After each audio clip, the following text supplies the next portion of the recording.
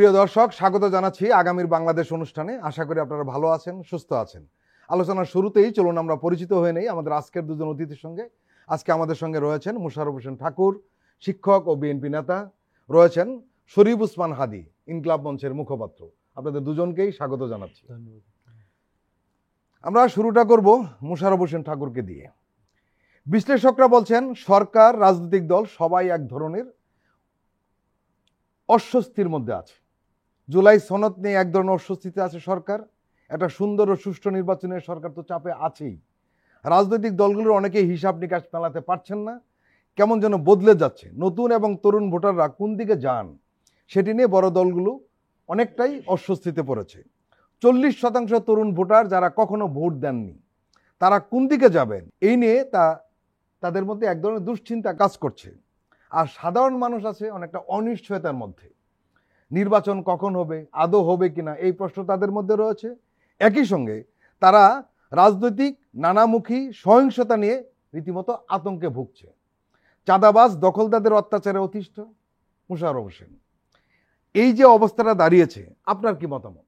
নির্বাচন নিয়ে যে অনিশ্চয়তার কথাটা ছিল, এটা গত 5-7 দিনের মধ্যে কেটে গেছে।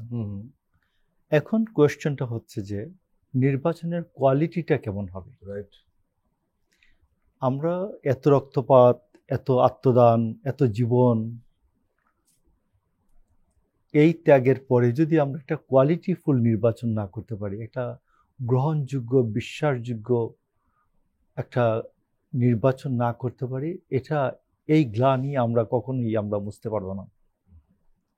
আমি আপনাকে বলি যে আমি নিজেই খুব চিন্তিত, সন্দিহান যে দেশে যে নেক্সট যে নির্বাচনটা, এটার কোয়ালিটিটা কেমন হবে। কারণ ইতিমধ্যে পুলিশ সাংগঠনিকভাবে দাঁড়ায় নাই, এবং মাঠে আর্মি ম্যাজিস্ট্রেসি পাওয়ার নিয়ে আছে, সেখানে কোনো কার্যকর তেমন কোনো কিছু দেখা যাচ্ছে না। এটা একটা চিন্তার বিষয়। এবং আপনি যে কথাগুলি বললেন, এই দুটা কারণে মানুষের মধ্যে নির্বাচন নিয়ে সংশয় ছিল।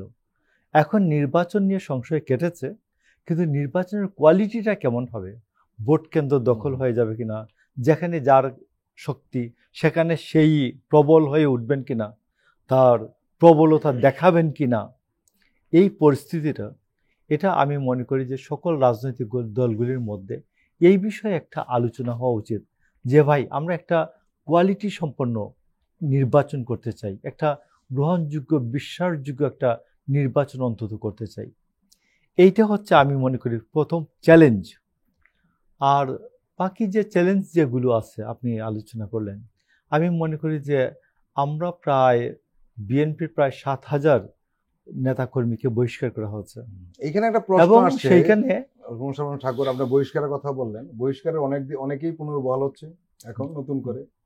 আবার বহিষ্কার হওয়ার কারণে চাঁদাবাজি থেমে গেছে, সেটা কিন্তু আমরা বলতে পারবো না। তাহলে লাভ কি? আমি আপনাকে জায়গাটা বলি, অ্যাড্রেস করছি জায়গাটা।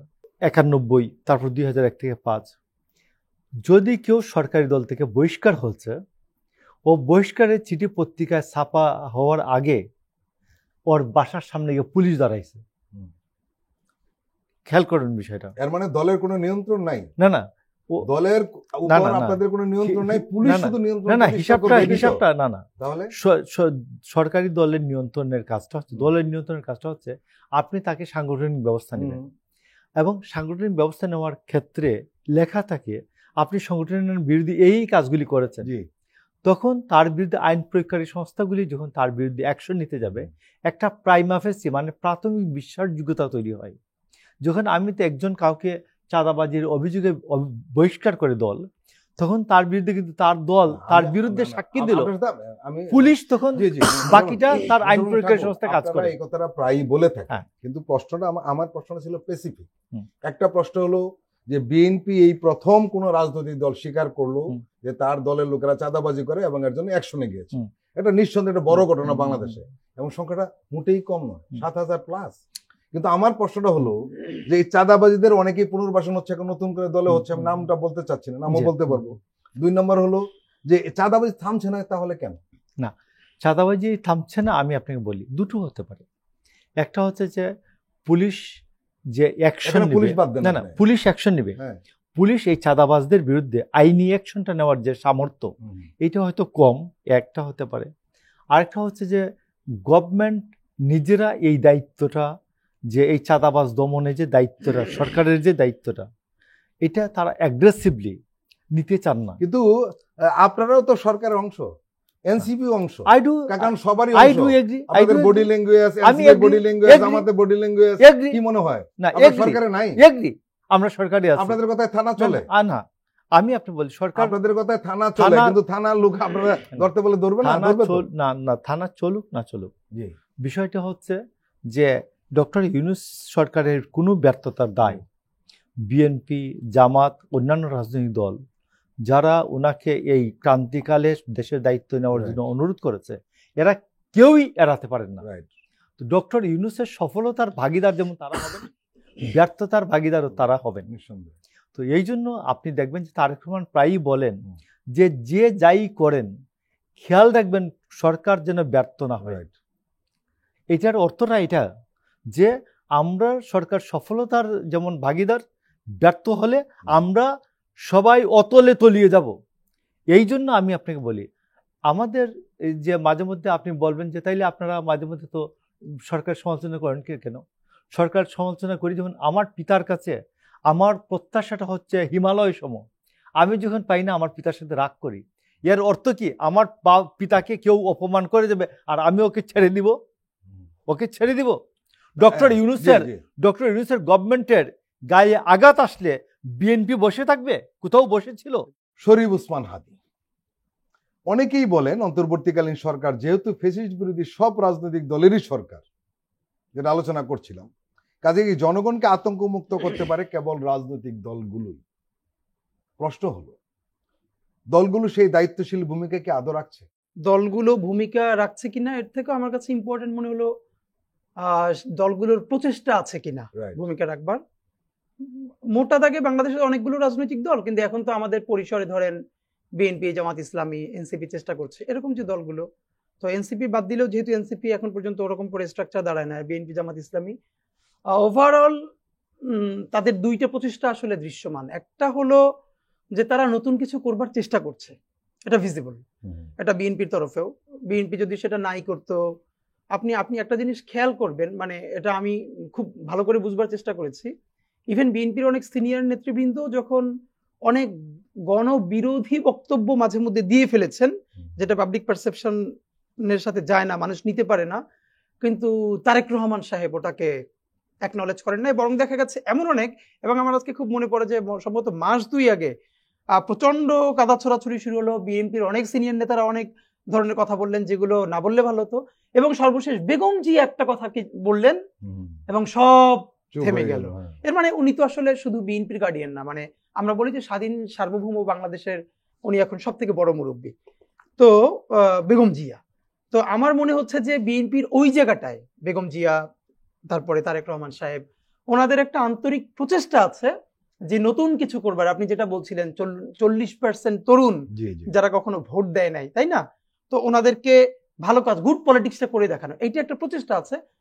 এমনকি জামাত ইসলামীর অফকোর্স আছে, তারাও আপনি দেখবেন যে আমি তো এবার দেখি খুব, মানে এটা ভাববার বিষয় যে জামাত ইসলাম অথবা তাদের যেই ছাত্র সংগঠন, তারা তাদের ব্যাপারে যে ট্যাবুগুলো ছিল এগুলো তারা ভেঙে ভেঙে, যেমন মহিলা রাষ্ট্রদূতদের সাথেও তারা তো বসছে, বা এই ট্যাবুগুলো ভেঙে তারা নতুন করে কিছু করবার চেষ্টা করছে। এখন ব্যাপার হলো এটা হলো প্রচেষ্টা, কিন্তু এটার ইম্প্যাক্ট কতদূর আছে? ইম্প্যাক্ট হলো, দেখেন বাংলাদেশের বিএনপি, জামাত ইসলামী দলগুলোর সমালোচনা করার আগে আমাদের আরো যেটা গোড়ায় হাত দেওয়া দরকার সেটা হলো আমাদের পলিটিক্যাল কালচার। একমাত্র কেন্দ্রীয় কমান্ড ছাড়া ধরেন প্রত্যেকটা দলের তো অনেকগুলো লেয়ার থাকে। আপনি ধরেন আমরা আপনাকে এটা বলতে পারি, বিএনপি হোক, জামাত ইসলামী হোক, প্রথম সারির নেতৃত্বের পর সেকেন্ড সারি যেগুলো খুবই গুরুত্বপূর্ণ, এদের থেকেও অনেক জেলা কমিটির সভাপতি, সেক্রেটারি অনেক বেশি পাওয়ারফুল। মানে নামে উনি একজন বড় বিএনপি নেতা, এরকম ধরেন সেকেন্ড লেয়ারে যারা থাকে নামে জাতীয় নেতা, কিন্তু দেখা গেছে পাওয়ার এক্সারসাইজের জায়গায় জেলা বিএনপির সভাপতি, সেক্রেটারি, তারে হয়তো তার জেলার পাশের জন্য আর তেমন কেউ চিনেও না, কিন্তু পুরো ওই এলাকার যত থানা আছে, যা কিছু আছে, তাদের হুকুমের বাইরে কিছু চলে না। ব্যাপারটা হলো বাংলাদেশের পলিটিক্যাল কালচারে একই পরিবারে যদি দুই ভাই থাকে, ধরেন একজন করে বিএনপি, একজন করে আওয়ামী লীগ, তো ভাই সে বিএনপি করুক আর আওয়ামী লীগ করুক, তারা তো একই ব্যাপারের সন্তান, মানে ব্লাডটা, জিন, ডিএনটা এটা তো একই। সুতরাং সে আওয়ামী লীগ থাকা অবস্থায় আওয়ামী লীগে যেভাবে রিয়াক্ট করেছে, যে অ্যাক্টিভিজমটা করেছে, সে হয়তো পোস্টারটা বদলাই ফেললো, কিন্তু সে বিএনপিতে গিয়ে ওই টোনেই কথা বলবে। তো এই জন্য বিএনপির জন্য যেটা ক্রাইসিস আমি বুঝতে পারি, বিএনপি যদি ওই রকম শুদ্ধি অভিযান চালায় তাহলে বিএনপির হয়ে যেতে হবে বাংলাদেশের সব থেকে ছোট পার্টি, মানে ওই যে ঠকবাস্তে গাউজরের মতো দেখা যাবে, কিছুই থাকবে না। কারণ এখন বাংলাদেশের পলিটিক্সটা যেহেতু মাসেল পাওয়ারের, ধরেন আমি একটা কথা আপনাকে ক্লিয়ার করে বলতে পারি, যতদিন না পর্যন্ত বাংলাদেশের মনস্তত্ত্ব থেকে যে হাজার হাজার মানুষের মিছিল, আপনি এলাকায় ঢুকলেন সামনে পিছনে 100 বাইক, এইটা না থাকলে আপনার না কেউ এলাকায় গোনে না। এবং ভালো কথা বলি, আমাদের বাংলাদেশের মানুষের মনস্তত্ত্বটা কেমন, ধরেন আপনি 1 টাকা চুরি করবেন না, বাটপারি করবেন না, আপনার কাছে 2 টাকা সরকারি বরাদ্দ আসলে আপনি এটা সুষ্ঠুভাবে বন্টন করবেন, এইটা এলাকার মানুষ জানে। এখন যখন আপনিও ইলেকশন করতেছেন কিন্তু আপনার মাসেল পাওয়ার নাই, আপনি অত মহড়া দিয়ে বেড়ান না, আর আপনার পাশে আরেকজন সেরকম মহড়া দিয়ে বেড়ায়, হবে কি জানেন, ভোটের সময় বলবে না লোকটা ভালো, কিন্তু কিছু করতে পারবে না। সে ভোটটা দেওয়ার সময় ওই চোরকেই ভোট দিবে, কারণ তার মনস্তত্ত্বে সে লোক ভালো। পরিবর্তন হয়েছে বোধহয়, এটা হলো আমি বলতেছি যারা তরুণ না, আগের ভোটার, তাদের মধ্যে এই মনস্তত্ত্ব। কিন্তু তরুণদের মধ্যে যে মনস্তত্ত্বটা, এবং আমাদের বাংলাদেশে একটা এটা আমি সবসময় বলি, জরিপ হলো অলওয়েজ আর একটা পলিটিক্স। এখন ধরেন বিএনপি অথবা জামাত ইসলামী, তারা 20-25 বছর আগে ভোটে কত % ভোট পেয়েছে, আমি আপনাকে বলি এইটা ধরে যদি সামনে কেউ ক্যালকুলেশন করে সে খুব ভুল করবে। কারণ এখন আপনি জানেন আমরা ডেমোগ্রাফিক ডিভিডেন্টের মধ্যে দিয়ে যাচ্ছি। প্রত্যেকটা জাতিগোষ্ঠীর রাষ্ট্র 100 বছরে সাধারণত এরকম একটা সময় আসে যে তার তরুণ জনগোষ্ঠী সব থেকে বেশি স্পার্ক হয়, ব্লুম করে, এটা এখন আমরা যাচ্ছি। তো আপনি ওই সময়ের সাথে এই সময়কে আপনি মিলাতে পারবেন না। এখন নতুন করে এসে আরেকটা ব্যাপার আমি আপনাকে বলি, একটা পরিবারে যদি 5 জন ভোটার থাকে, 2 জন যদি ইয়াং অথবা 1 জন ইয়াং যে স্টুডেন্ট, বাকি 4 জন ভোটারকেও সেই একমাত্র প্রভাবিত করে। সে গিয়ে তার বাবা মারে বলে তোমার ওরে ভোট দিতে হবে, অন্য করে ভোট দিতে পারবা না। এই যে ইম্প্যাক্ট তৈরি হচ্ছে, তো আমার মনে হচ্ছে যে বিএনপি বলেন, জামাত ইসলামী বলেন, অন্যান্য দল বলেন, তাদের কিছু প্রচেষ্টা তো আছেই, কিন্তু বাংলাদেশের পলিটিক্যাল কালচার ওই আগের মতোই থেকে যাবার কারণে তারা অত বড় ইম্প্যাক্টফুল কিছু করতে পারতেছে না। তাহলে দেখা যাবে তার পলিটিক্স নাই হয়ে যেতেছে, তারা কেউ গোনে না। তা আমাদের যেটা লাগবে সবার আগে আমি বলি, দেখেন রাজনৈতিক দল তো একটা বড় জিনিস। এই যে আমি তো একটা ব্যক্তি, আমি তো একজন ভোটার, আমরা প্রত্যেকে এই 18 কোটি মানুষের, ধরেন যদি আমরা আজকে মাত্র 1 লক্ষ মানুষ নিজে নিজে বললাম যে না আমি অন্তত আজকে একটা কম অন্যায় করব, আমি অন্তত একটা ট্রাফিক রুলস মানব, আমি যদি পরিচিত কেউ আমার খুব ভালো জায়গায় থাকে তাকে অন্যায় কোনো আবদার নিয়ে যাব না। 18 কোটি মানুষের মধ্যে 1 লাখ মানুষ একদিন যদি এরকম একটা খারাপ কাজ বা কম করে, আপনি ভাবেন এত বড় জনগোষ্ঠীর মধ্যে 1 লাখ খারাপ কাজ কম হবে। নেতৃত্বের উপর কিন্তু নির্ভর করে, অফকোর্স নেতৃত্ব যেরকম জনগোষ্ঠী সেভাবে হয়, তার কর্মী বাহিনী সেরকম হয়। এখানে 2টা কথা, এটা ইসলামিক একটা ইও আছে, ফিলোসফিও আছে, যে যেই রকম জনগোষ্ঠী আল্লাহ তার ওইরকম কাছাকাছি নেতৃত্ব দেন। মানে আপনি ঘরের মধ্যে 100 চোর, এই চোরের মধ্যে আপনি যখন ইলেকশন করবেন তখন বলেন তো, তখন ভালো মনে হলো যে একটু কম চোর, মানে চোরই কিন্তু একটু কম চোর। আবার এইটা হলো একটা ব্যাপার। আর খুব এক্সেপশন কিছু আছে, সেটা হলো অল্প কিছু মানুষ দুনিয়ায় যারা প্রচন্ড ভিশনারি, যে they don't think for the 5 years, they think for the 50 years। Visionary যারা স্টেটমেন্ট পলিটিশিয়ান হন না, তারা ভাবেন তিনি এমন কিছু করে যেতে চান যেইটার ইম্প্যাক্টটা 50 বছর পর তার সন্তানও না, তার নাতি এসে ভোগ করবে। আমাদের আফসোস, এটা আমি 1000বার বলেছি, শহীদ প্রেসিডেন্ট জিয়াউর রহমানের পরে ওই অর্থে বাংলাদেশ কোনো ভিশনারি স্টেটসম্যান পায় নাই, যে আমি এখন ধরুন রাজনীতিবিদদের সমস্যাটা কি, এই 5 বছরের মধ্যে আমার এমন কিছু করে দেখাতে হবে যাতে পরবর্তী 5 বছর পর ইলেকশনে আমি আমার ভোট পাই। এখন আপনি 5 বছরে যাতে ভালো কাজ করতে পারবেন না, আপনি করবেন কি পপুলিস্ট কাজ যাতে মানুষ বাহাবা দেয়। কিন্তু ধরেন আমি আপনাকে জাস্ট উদাহরণ দিয়ে বলি, এটা পলিটিশিয়ান হিসেবে খুব আমাদের জন্য ক্রাইসিস, যে একজন মানুষের ভিতরে একদম ক্যান্সার হয়ে গেছে, আরেকজনের উপরে কিছু ক্ষত হয়েছে। এখন আমি যদি 5 বছরের পর ইলেকশন করি, আমি ক্যান্সার সারাতে না গিয়ে কি করব, উপরটা পলিশ করব, সবাই খুব খুশি হয়ে যাবে। আর আমি যদি ওর অনেক ভালো চিন্তা করি, তাহলে ক্যান্সার সারাইতে গেলে দেখা যাবে কি উপরটা আপাতত ভালো হচ্ছে না, কিন্তু আমার জনগোষ্ঠীকে বুঝতে হবে ভাই আমার ক্যান্সার সারাইতে সময় লাগবে, উপরে অনেক সুন্দর দেখা যাবে না, কিন্তু ওইটাই আমার রিয়েল কাজ। সুতরাং আমার মনে হয় এই তরুণ নেতৃত্বের মধ্য দিয়ে আমাদের দেশ আস্তে আস্তে একটু ওদিকে যাবে। প্রিয় দর্শক, আমরা এখন একটি বিরতি নিচ্ছি, আপনারা আমাদের সঙ্গেই থাকুন।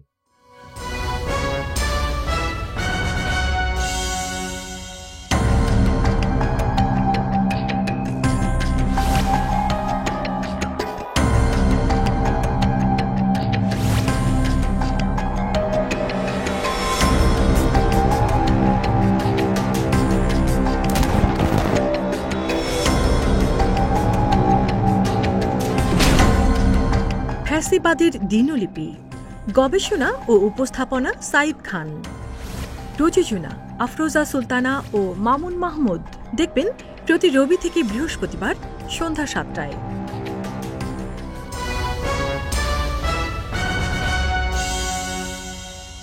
প্রিয় দর্শক, আবারও স্বাগত আগামীর বাংলাদেশ অনুষ্ঠানে। আজকে আমাদের সঙ্গে আলোচনায় রয়েছেন ইনকলাব মঞ্চের মুখপাত্র শরীফ ওসমান হাদি, রয়েছেন শিক্ষক ও বিএনপি নেতা মোশাররফ হোসেন ঠাকুর। জাতীয় নাগরিক পার্টির সদস্য সচিব আক্তার হোসেন বলেছেন, আগামী নির্বাচনে জাপা ও আওয়ামী লীগের অংশগ্রহণের সুযোগ রাখা যাবে না। একই দলের মুখ্য সমন্বয়ক নাসিরউদ্দিন পাটোয়ারি বলেছেন, আগামী সংসদ গঠন করব, যে সংসদে আওয়ামী লীগ এবং জাতীয় পার্টির নামের অস্তিত্ব বাংলাদেশে থাকবে না। মোশাররফ হোসেন ঠাকুর, আমরা দেখছি যে আপনার দল বিএনপি ফ্যাসিস্টের দূষর এবং ভারতের অনুগত জাতীয় পার্টির সম্পর্কে মুখ খুলতে চাচ্ছেন না, বিষয়টা কেন? আমি মুখ খুলতে পারি, আমার কোনো সমস্যা নেই। বলেন, শুনি কারণ আপনার কাছে শুনি। রাজনীতিতে আপনার বাস্তবতা কতগুলো বিষয় আছে।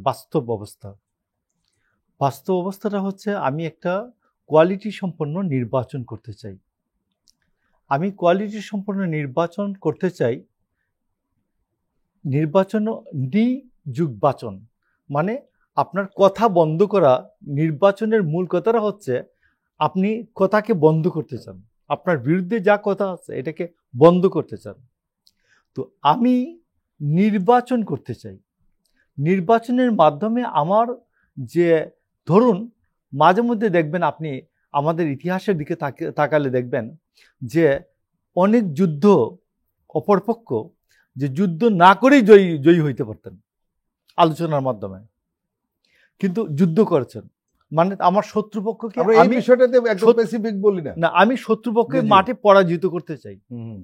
আমি ফ্যাসিস্ট আওয়ামী লীগকে আমি মাঠ থেকে সরিয়ে দিয়েছি, ফ্যাসিস্ট আওয়ামী লীগের দূষর মনে করলাম। এইরকম দূষরের অভিযোগ অনেকের বিরুদ্ধে আছে। তো আমি এদেরকে আমি পরাজিত করব কারে? আমার ভাইকে। আমার ভাইয়ের সাথে আমি যুদ্ধ করব? আমার ভাইয়ের সাথে? আমি তো এদেরকে সবাইকে নিয়ে আমি বিএনপি মনে করে যে গত আন্দোলন সংগ্রামে যারা ছিল, ফ্যাসিবাদ বিরোধী সংগ্রামে যারা ছিল, এরা সবাই মিলে, বিএনপি মিলে একটা সরকার হবেন।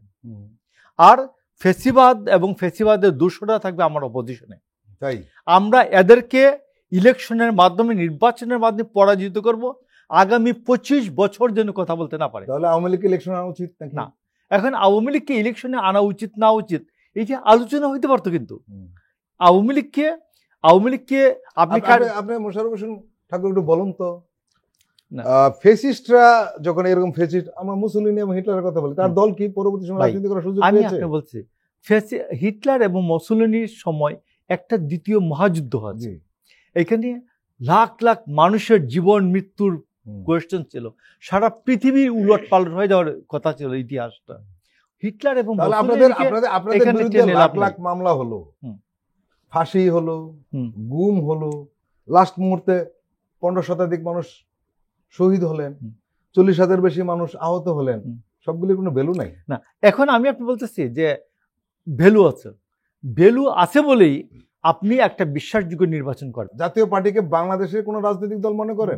জাতীয় পার্টি আপনার আমার যে যুগটা, আমরা এই আমলে হয়তো 1500 লোক মারা গেছে, বাট ওই সময় ডেমোগ্রাফিক পজিশন অনুযায়ী আমাদের সময় কিন্তু লোক কম মারা যায় নাই। এরশাদকে পরাজিত করার আমি একটা প্রশ্ন করি আপনাকে, জাতীয় পার্টিকে আপনি কোন বাংলাদেশের রাজনৈতিক দল মনে করেন? না, এইটা বললে তো জাতীয় পার্টির না, আপনি বলতে পারেন মনে করি বা করি। আমি জাতীয় পার্টিকে একটা রাজনৈতিক দল মনে করি। এখন জাতীয় পার্টির লিডার যখন ইন্ডিয়া থেকে এসে বলে যে আমি কিছু বলতে পারবো না, তাদের অনুমতি লাগবে, তাহলে এই দলটি কিভাবে বাংলাদেশের দল? এই দলটাকে তো আপনি পরাজিত করবেন, পরাজিত করার ব্যবস্থাটাকে নির্বাচন। ওকে ফাইন, আপনি এদেরকে নির্বাচন আনতে চাচ্ছেন, আওয়ামী লীগকে নির্বাচন আনতে চাচ্ছেন। আমার প্রশ্ন হলো, যখন আমি আওয়ামী লীগকে নির্বাচন আনতে চাই এটা বলি না, কিন্তু যখন বিএনপি এবং সব রাজনৈতিক বাদ দিয়ে তারা নির্বাচন, তখন জাতীয় পার্টিকে কথা বলেছে কখনো যে না সব দলকে আনতে হবে? না। তাহলে জাতীয় পার্টি যা করেছে আমি কি তা করব? আমি তো তা করব না। আপনি কি ফ্যাসিস্টকে, আমি বলবো ফ্যাসিস্ট এবং ফ্যাসিস্ট সহযোগীদেরকে আপনি বহাল রাখবেন না? আমি ফ্যাসিস্ট এবং ফ্যাসিস্ট সহযোগীদেরকে নির্মূলের দুইটা পথ, জি জি একটা হলো কল্লা কেটে ফেলা, আর একটা হলো নির্বাচনের মাধ্যমে আপনি তাকে পরাজিত করবেন। জি সারা বাংলাদেশের মানুষ রায় দিয়ে বলবে এরা আমাদের কাছ থেকে প্রত্যাখ্যাত। জি। এই জাতীয় পার্টি কে আপনার নির্বাচন করার জন্য, দেশে একটা কোয়ালিটিফুল নির্বাচন জি, জি। করার জন্য জাতীয় পার্টিকে লাগবে, এবং জাতীয় কোয়ালিটি পার্টিকে নির্বাচনের জন্য হ্যাঁ, জাতীয় পার্টিকে লাগবে এবং জাতীয় আচ্ছা। হ্যাঁ বলেন। জাতীয় পার্টি না থাকলে কোয়ালিটি নির্বাচন হবে না, এটা বলতে না, চাচ্ছেন? জাতীয় পার্টি না থাকলে জাতীয় পার্টিকে এই যে নিয়ে আলোচনা হতে পারে, সবাই জি। মিলে আলোচনা করতে পারেন জি, জি। যে জাতীয় পার্টি নির্বাচনে অংশগ্রহণ করতে পারে কিনা। তবে এক্সিকিউটিভ অর্ডার দিয়ে জাতীয় পার্টিকে নিষিদ্ধ করে দেওয়ার আমি বিপক্ষে, 100বার বিপক্ষে আমি বলতেছি। ডক্টর ইউনূস জাতীয় পার্টিকে এক্সিকিউটিভ অর্ডার দিয়ে নিষিদ্ধ করে দেবেন, আমি এটার বিরুদ্ধে। অতীতের মামলা হামলা খুন গুম সব ভুলে গেছেন? না, আমি কিছুই বলি নাই, আমি কিছুই বলি নাই। জি। আমি আপনাকে জি। বলি যে আপনার মনে আছে নিশ্চয়ই এই যে আমরা বেনজির ভুট্টো, বেনজির ভুট্টো, আমরা পরে আসবো এই বেনজির বিষয়ে। ভুট্টো প্রথমেই এসে বলছিলেন জি, জি। যে আমি আমার পিতার হত্যার প্রতিশোধ দিব না। জি শরীফ ওসমান হাদী, আসলে আমরা একদম টানাপোড়েনের মধ্যে থেকে বেরোতে পারিনি। ফেসিস্টের দূষরদের নিয়ে আমরা কি করব, এটা নিয়ে আসলে একটা প্রবলেমও রয়েছে। তবে সব হতাশার মধ্যে একটা আশার আলো রয়েছে। সেটা হলো আমরা জানি যে জুলাইকে কেন্দ্র করে বাংলাদেশের শতাধিক সংগঠন গড়ে উঠেছে, এলাকা ভিত্তিক সংগঠন গড়ে উঠেছে। আপনাদের ইনকলাব মঞ্চ তেমন একটি সংগঠন। এই সংগঠনের মধ্যে এক ধরনের আন্তঃযোগাযোগ রয়েছে বলে আমরা জানি। আমরা দেখেছি যখন ফেসিস্টের পক্ষে কেউ দাঁড়ায় আপনারা তার প্রতিবাদ করেন, বিক্ষোভ মিছিল করেন। আমরা এটাও জানি আওয়ামী লীগ ও তার দোসররা মূলত আপনাদের কারণে মাঠে নামতে ভয় পায়। গণ অভ্যুত্থানে নেতৃত্ব দানকারী তরুণদের নিয়ে যারা সমালোচনা করে, তুচ্ছতাচ্ছিল্য করে, অদ্ভুত দেখায়, তারা একটা ভুল ধারণার মধ্যে রয়েছে। তারা মনে করে জাতীয় নাগরিক পার্টি এনসিপি শুধু জুলাই গণ অভ্যুত্থানদের তরুণদের প্রতিনিধিত্ব করে, কিন্তু বাস্তবতাটা আসলে তা নয়। আসলে জুলাই কেন্দ্রিক শতাধিক সংগঠনের মধ্যে এনসিপি একটি। এটা অনেকে বুঝতে চায় না যে এনসিপি হলে একটি, আরো অনেক সংগঠন রয়েছে। বাকিদের অনেকেই কোনো রাজনৈতিক দলে যোগ দেয়নি। উসমান হাদী, এই যে বিষয়টি নিয়ে আলোচনা হওয়া দরকার, বিষয়টি আপনি আমাদের একটু খোলাসা করবেন? দেখুন, এইটা তো আমরা অনেকবার বলেছি যে মানে এটা নিয়ে অনেকে মন খারাপ করেছিল। আমি বলেছিলাম যে একটা প্রোগ্রামে যে এনসিপির ভাইয়েরা জুলাইকে কুক্ষিগত করেছে, এটা মানে কোট আনকোট ওই অর্থে আমি কুক্ষিগত বলতে চাই না, এটা বলতে চাই যে ফ্রেমিংটা এমন হয়েছে যে জুলাইয়ের একমাত্র শক্তি আমাদের এই ভাইয়েরা না, অবশ্যই তারা মেজর ফোর্স, নিঃসন্দেহে, যেহেতু রাজনৈতিক দল, অফকোর্স, কিন্তু এই জুলাইয়ের অনেক মুখ, অনেক প্রাণ, তারা আরো বিভিন্নভাবে জুলাইকে সুসংহত করবার, স্বাধীনতা সার্বভৌমত্বকে রক্ষা করবার চেষ্টা করছে। ধরেন এই গণ অভ্যুত্থানে আপনি যে পলিটিক্যাল ফোর্সের ছাত্র সংগঠন, ছাত্র দল, ছাত্র শিবির, তারাও ভীষণ ভূমিকা নিয়েছে না, তো তারা তাদের জায়গায় ফিরে গেছে, এর মানে তারাও তো গুরুত্বপূর্ণ স্টেক হোল্ডার। নিঃসন্দেহে। তো এটা অফকোর্স, তো আমরা যেন ওই জায়গাগুলোকে অ্যাকনলেজ করি, মানে কেউই আমি করেছি না বলে আমরা করেছি বললে, আমার ধারণা যে মানে এটা তো আমরা অনেকবার বলেছি যে এই জুলাই গণ অভ্যুত্থানের যদি ওই অর্থে মাস্টার মাইন্ড থাকে তাহলে 18 কোটি জনগণ, নইলে তো এটা হতো না। তো যাই হোক, আমি একটু বরং আপনার এটার সাথে ভাইয়ের দুইটা একটু আমি প্রশ্ন একটু মানে জাস্ট দেয়া ফিডব্যাক দেয়া। একটা হলো দেখেন যে যদি ইলেকশন পার্টিসিপেটরি করতে হয় তাহলে জাতীয় পার্টিকে লাগবে কিনা, তাহলে এখানে দুইটা ব্যাপার, যে পার্টিসিপেটরি ইলেকশন বলতে আসলে কি বুঝায়। হ্যাঁ, মানে কতগুলো দল অংশগ্রহণ করলো, যদি দা ফ্যাক্ট ইজ যে নাম্বার অফ পার্টিস, হ্যাঁ এটা একটা, আর একটা হলো কত ভোটার ভোট দিতে আসলো সেন্টারে, দুটো ব্যাপার। এবার ফ্রি অ্যান্ড ফেয়ার ব্যাপার তো আছেই। আপনি যদি কতগুলো পলিটিক্যাল পার্টি অংশগ্রহণ করলো এইভাবে বলেন, তাহলে জাতীয় পার্টি যতটুকু গুরুত্বপূর্ণ, এর চেয়ে তো বেশি আওয়ামী লীগ গুরুত্বপূর্ণ ইলেকশনে অংশ নেওয়া। তো আপনি আওয়ামী লীগকে ইলেকশনে অংশ দিবেন কিনা, আর আপনি যদি দেন তাহলে প্রশ্ন হলো গণহত্যাকারী কথাটাকে বাদ দিয়েও আপনি জানেন দুনিয়ায় দল হিসেবে যখন গণহত্যা চালিয়েছে, এই কারণে অনেক রাজনৈতিক দল বিভিন্ন দেশে নিষিদ্ধ হয় নাই, কিন্তু ফ্যাসিস্ট হিসেবে নিষিদ্ধ হয়েছে বিভিন্ন দেশে। তো আওয়ামী লীগ তো মানে বাংলাদেশের প্রত্যেকটা পলিটিক্যাল পার্টি এটা অ্যাকনলেজ করে, এন্ডোর্স করে যে আওয়ামী লীগ একদম কোট আনকোট সে ফ্যাসিস্ট একটা পার্টি, সে কোনো পলিটিক্যাল পার্টি না। তো এখন আপনি একজন ফ্যাসিস্টকে কতটুকু স্পেস দিবেন?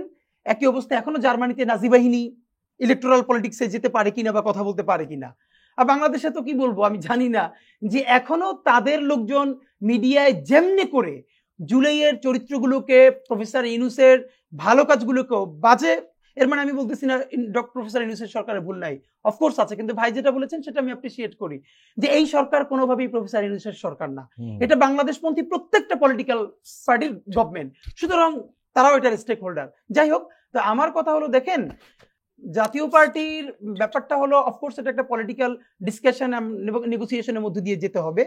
বিএনপির এখানে অবস্থানটা আসলে ভোটের রাজনীতিটা একইভাবে জামাত ইসলামের, একইভাবে এনসিপিরও। আমাদের মুশকিলটা হলো কি, এই যারাই জাতীয় পার্টি নিয়ে কথা বলছে কম বেশি, এদের বেশি ফোকাসটা হলো ভোটের পলিটিক্সটা, নট ফিলোসফিক্যাল, নট ইডিওলজিক্যাল। তো এই জন্য আমরা কোনো একটা জায়গায় শক্ত করে কথা বলা কঠিন। বরং আমাদের যেটা হওয়া দরকার ছিল, একটা পলিটিক্যাল পার্টির সব থেকে বড় লিডার পার্শ্ববর্তী দেশ থেকে এসে মিডিয়াকে স্পষ্ট বলছেন যে তাদের অনুমতি ছাড়া আমি কিছু বলতে পারবো না। মানে এরপর সব থেকে বড় আমাদের কালেকটিভ ফেলিওর হলো এই ফ্যাসিস্ট দলগুলোর সাথে আমরা কিভাবে জাতিগতভাবে রিয়েক্ট করব, এইটা একটা ন্যাশনাল কনসেনসাস হওয়া দরকার ছিল। কিন্তু যখনই আমাদের ন্যাশনাল কনসেনসাস হবে, তখনই বিএনপি এবং অপর দল ভাগ হয়ে গেল। এবং এই ভাগ হওয়াটার পলিটিক্সটা আমরা বুঝি, এই পলিটিক্সটার সব থেকে বড় পলিটিক্স হলো পলিটিক্যাল ইকোনমি, আরো খারাপ করে বললে ঠাগ ইকোনমি, চোরবাটপাড়ির চ্যানেল। আমি আপনাকে বলি, ঢাকায় আমি যেহেতু ইলেকশন করব, তো ওই স্বাভাবিকভাবেই তো সব ধরনের মানুষের সাথে টুকটাক বোঝার চেষ্টা করি। ফুটপাত থেকে শুরু করে এমন কোনো মানুষ খুব কম যে চাঁদা দেয় না, চাঁদা দিতে হয় না। এখন আমরা কিন্তু ঢাকার কথাটা জানি, এর থেকে অনেক বেশি বাংলাদেশের জেলা, উপজেলা, ইউনিয়নের দোকানগুলোতে, মার্কেটগুলোতে হচ্ছে। দেখেন বাংলাদেশের প্রত্যেকটি ইউনিয়নে, উপজেলায়, জেলায় আপনি যদি হাঁটেন, আপনি যদি আত্মীয় স্বজন থাকে, ছোট ছোট মুদির দোকান আছে না, সবার ব্যবসা খারাপ। মুশকিল হইলো আমি ওই যে আগেই ভালো ছিলাম পার্টি, তারা এটাকে ফ্রেম করে কি এই গভর্নমেন্ট পলিটিক্যাল গভর্নমেন্ট না, তাই এই সময় কোনো বিনিয়োগ নাই, এই জন্য এখন স্থবির হয়ে আছে। অথচ এইটা কোনো কজ না, এটি হলো রেজাল্ট। রেজাল্টটা কি?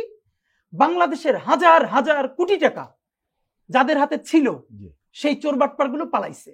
এবং যারা দেশে আছে তারা টাকা ছাড়তেছে না। এবার দেখবেন, এইবার প্রথম কোরবানি হয়েছে দেশে যে লাখ লাখ টাকার কোনো গরু কেউ কিনে না, কারণ কোনটা কিনে বিপদে পড়বে, এনবিআর মামলা দিয়ে দিবে। আরেকটা বিষয় আপনি যেটা বললেন যে যারা পালিয়ে গেছে তাদের সম্পদ এবং টাকার চৌকিদার সেজেছে, এইটাই আমি বলবো করে। এখন দেখেন, একটা হলো নাম্বার ওয়ান, দ্বিতীয়ত হলো এই যে একটা স্থবির অবস্থা। এখন আমরা তো এটা জানি, নাম বললে তো অবশ্যই জনগণ জেনে নিবে।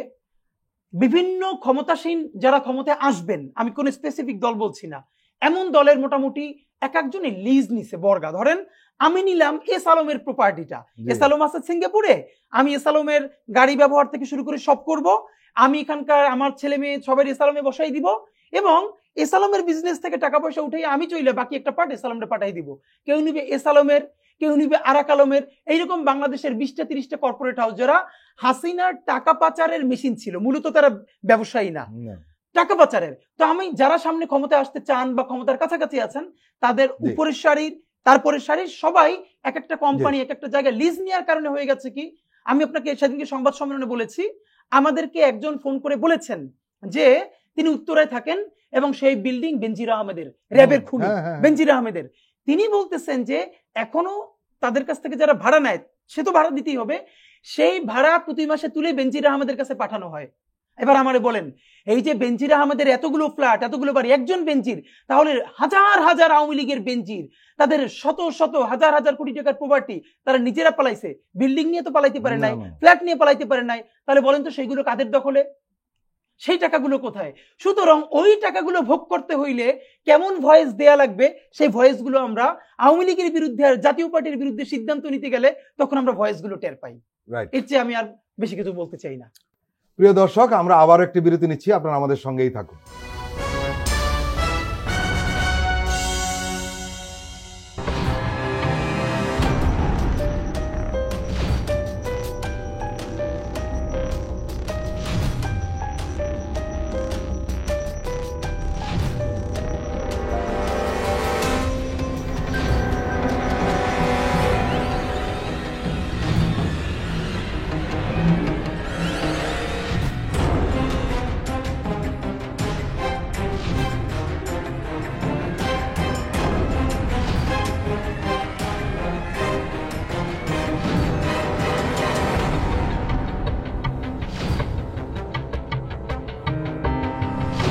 কেমন আছে অর্থনীতি? দেখবেন প্রতি সোম ও মঙ্গলবার রাত 10:20।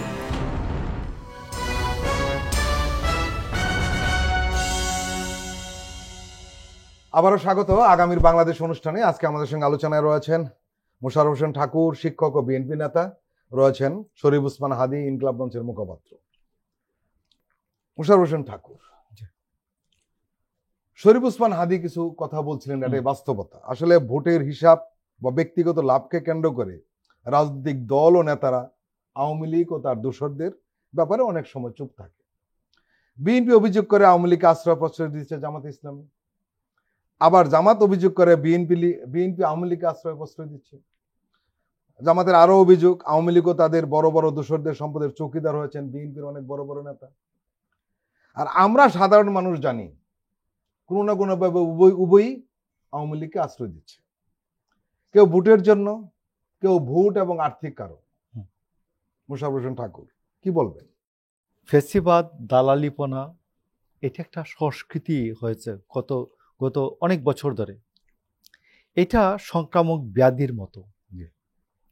এই সংক্রামক ব্যাধিটা আপনি দেখবেন আমাদের দেশের ম্যাক্সিমাম মানুষ জমিদারদের নাম শুনলে গোষ্ঠী উদ্ধার করে, কিন্তু তার নাতি যখন পেছনে হাত দিয়ে একটু হাঁটে তখন বলে, দেখছো আমার এই নাতিটা হচ্ছে জমিদারের মতো হাঁটছে, ওর মধ্যেই সম্ভাবনা আছে নেতৃত্বের। মানে প্রত্যেকটা মানুষ জমিদার বিরোধী, কিন্তু ওর অন্তরে এক একটা জমিদার লালন করে। এই যে দ্বিচারিতা, এই যে বাঙালি মুসলমানদের ভিতরে যে একটা দ্বিচারিতা, সে জমিদারকে ঘৃণা করে, আবার সে জমিদার হওয়ার বাসনা তার মধ্যে লালন করে। তো এইটা একটা বড় বিষয়। তো এই জন্য এই যে বাঙালি মুসলমানের যে চরিত্রটা, এটার থেকে তো আমরা অতি তাড়াতাড়ি তো বেরোতে পারবো না। তো এই জন্য আমি আপনাকে বলছি যে পলিটিক্যাল কালচারের পরিবর্তন দরকার।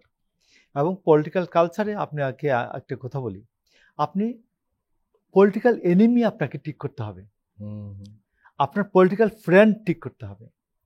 আপনি পলিটিক্যাল এনিমি যদি আপনার, এবং এটা ইতিহাসের আদি সূত্র, গুত্র মারামারি করতো, গুত্র যখন না পাইতো তাইলে পরিবারে মারামারি করতো, পরিবারে যখন না পাইতো তখন আপন ভাইয়ে মারামারি করতো, যে তার সারপ্লাস এনার্জি এটাকে ক্ষয় করতে হবে। তো রাজনীতির ক্ষেত্রে আপনাকে এই সূত্রটা মানতে হবে যে পলিটিক্সে আপনার মাঠে আপনার শত্রু রাখতে হবে, আর নইলে নিজেরা ভাইয়ে মারামারি করবেন, মারামারি করে মরবেন। এই জন্য আপনাকে বলছি যে একটা দরকার হলে সবাই আলোচনা করেন, বসেন, বৈশা বলেন যে পলিটিক্যাল এনিমিটা কে থাকবে, যার সাথে আমরা একটা লাগাতার লড়াই আমাদের চলতে থাকবে। এটাকে কেন্দ্র করে আমরা সব দেশপ্রেমিক মানুষ, গোষ্ঠী সবাই আমরা একত্রিত থাকবো, ঐক্যবদ্ধ থাকবো। এই জন্য আপনাকে একটা পলিটিক্যাল এনিমি দরকার। আমাদের এখানে আরেকটা বড় সমস্যা হচ্ছে রাজনৈতিক রুচিবোধ। রুচিবোধটা কিভাবে আসে? রুচিবোধটা আসে আপনার নিজের শিক্ষা, একাডেমিক শিক্ষা, পারিবারিক শিক্ষা, জানাশোনার পরিধি, এটার মধ্যে থেকে আপনার একটা পছন্দ তৈরি হয়। আপনি এই পছন্দের বাইরে যেতে পারেন না কিন্তু, এবং এই পছন্দটাই হচ্ছে আমাদের রাজনীতির সংস্কৃতির মূল বিষয়। তো এই যে জায়গাটা, আমাদের নেতাদের পছন্দ কেন্দ্রিক যে সংস্কৃতি, এটার কতটুকু পরিবর্তন হয়েছে আপনি দেখেন কতটুকু পরিবর্তন হয়েছে। আমি আমার তহসিলদারকে পছন্দ করি, আমার আপন ভাই থেকে তহসিলদার সাহেবকে পছন্দ করি, কারণ ও আমার রোজগারের পুত্র। তো এই জন্য আমি আপনাকে বলছি যে রাজনীতিতে আপনি যেটা বলছেন, রাজনীতির যদি সবাই মিলে, যে বাংলাদেশে ডক্টর ইউনূসের কাছে আমার যে পার্সোনাল প্রত্যাশা ছিল যে উনি বয়সে বড়, দেখেন শিক্ষায় দীক্ষায় বড়, এবং একটা বড় সময়, একটা এমন সময় আসছেন, গুরুত্বপূর্ণ সময়ে বাংলাদেশের সব মানুষ পরিবর্তনের জন্য মুখিয়েছিল। এই সময় যেমন সে ধরুন ফরিদ ভাই, আপনার যে বয়স আছে, আপনি 40 ইয়ার্সের 35 ইয়ার্সের একজনকে যদি আপনি ধমক দেন, আপনার স্টুডেন্ট মানাবে। বাট আপনার ছেলে 25 বছরের ছেলে বা 30 বছরের ছেলে, সে পিএইচডি করে আসছে, সে যদি তার 40 বছরের চাচাকে ধমক দেয়, সে কিন্তু মানবে না।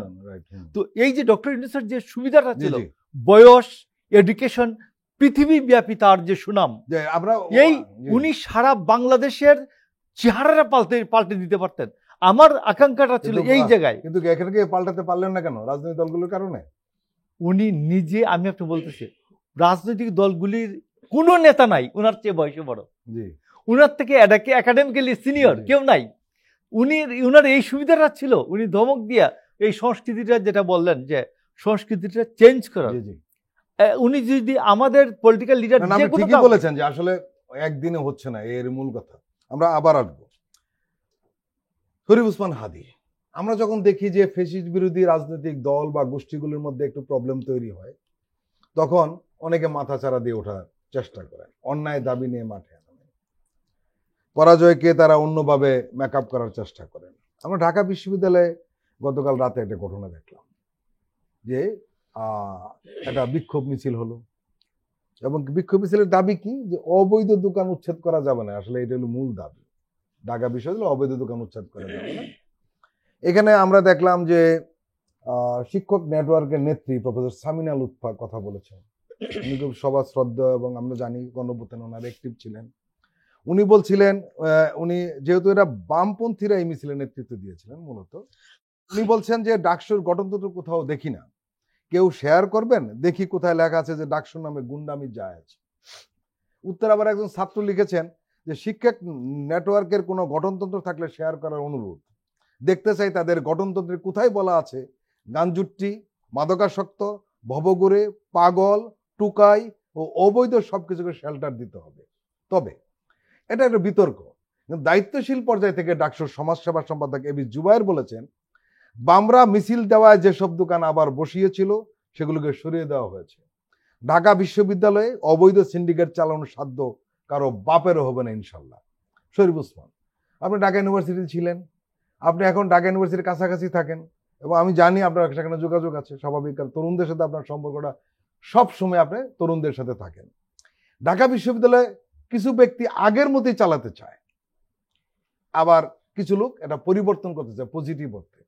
গোটা বিষয়টিকে আপনি কিভাবে দেখছেন?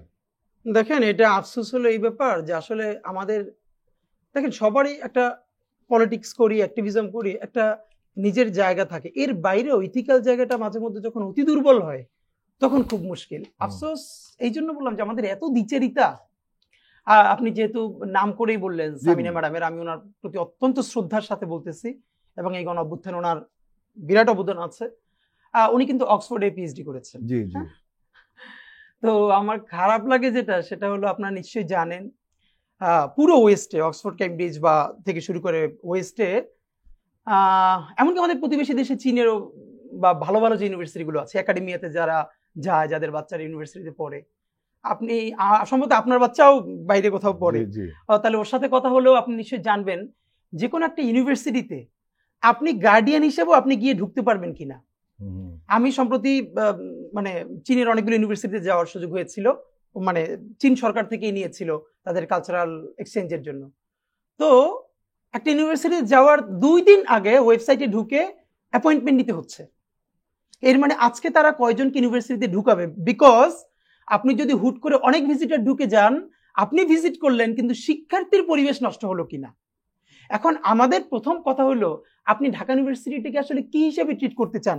এটা একটা বিশ্বের, বাংলাদেশের সব থেকে বড় পার্ক, ওকে ফাইন, না এটা একটা মিটিং প্লেস, সভা সমাবেশের জায়গা, না, অথবা এটা একটা মেইনলি একাডেমিয়া, এটা একটা পড়াশোনার জায়গা। যদি প্রধান উদ্দেশ্য হয় ইউনিভার্সিটি মানে পড়াশোনা, তাহলে এইখানে শিক্ষার্থীরা কি চায়, মানে তারা কিভাবে পড়াশোনা করতে চায়, সে তার হলের সামনে, আমি মানে কি বলবো, রোকেয়া হল এবং শামসুন্নাহার হলের যারা থেকেছে তাদের আজীবনের দুঃখ হইলো এত সাউন্ড পলিউশন।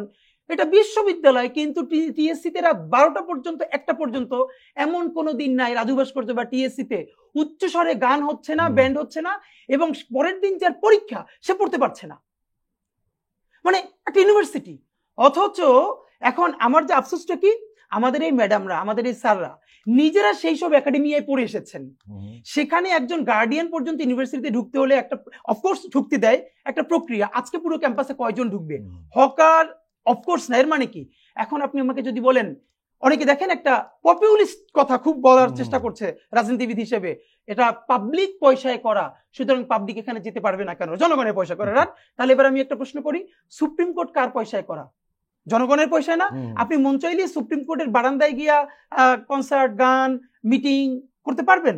আচ্ছা, আরো বড় আসি, ক্যান্টনমেন্ট কার পয়সায় করা? আর্মির, পাবলিকের না? আশেপাশেও যেতে পারবেন।